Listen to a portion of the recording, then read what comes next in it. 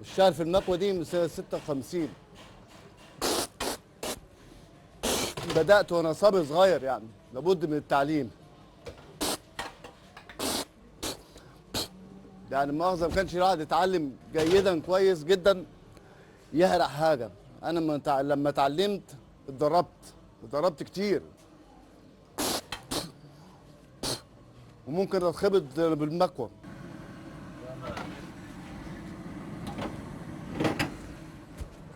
دي عاملة زي الخفيف.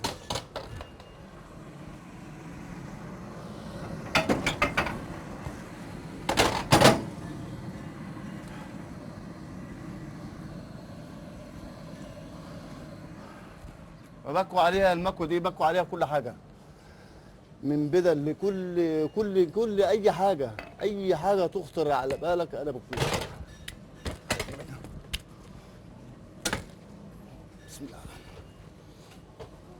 في مقاس عند درجه حراره في المكوى، يعني انا بمسك كده، ما بطلع اخش على حاجه كده مره واحده، بجرب بشوف هل دي هتطلع مظبوطه ولا لا. هل يعني الحرف مجرد ان هي بيبان منها من اول طلعه، اذا كانت سخنه بيبان منها. هتبقى انت حاجه زي كده ممكن مثلا نبرد ايه فيها المكوى، يعني ايه دي ايه درجه الحراره بتاعتها درجتها عاليه، فاحنا بقينا بنطفيها شويه. بالك انت.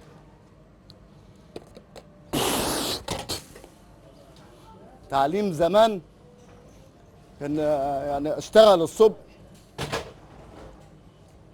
من 6 صباحا ل 10 بالليل بقرشين ساعه.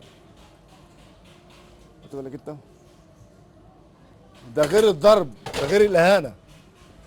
خد بالك.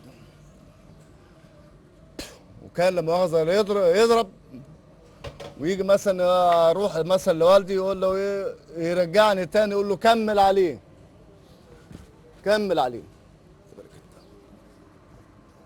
النهارده مفيش حد لا مؤاخذه، استحاله لما تلاقي حد لا مؤاخذه اتعلم في الصنعه دي، لان مفيش اساسا. خلاص النهارده ايه اقول لك ايه يا مكواجي.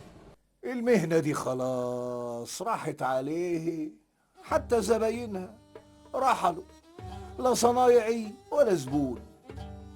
المكوة التقيلة السخنة كانت تفرد أي قماشة في الدنيا.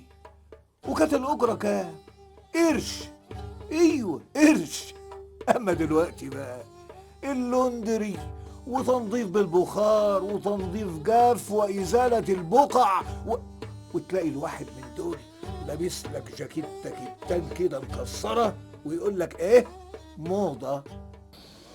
بقى خلاص يا عم رفعت. ايوه يا حبيبي خلصت. اعملها لك تطبيقه صغيره كده عشان ما تقعش منك، عشان ما تزحلقش.